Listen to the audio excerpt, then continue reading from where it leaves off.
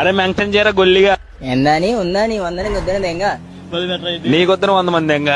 That is clear sky. ఎండ మండింగ్ చెమట పుట్టింగ్ bad light weather. Time is up man.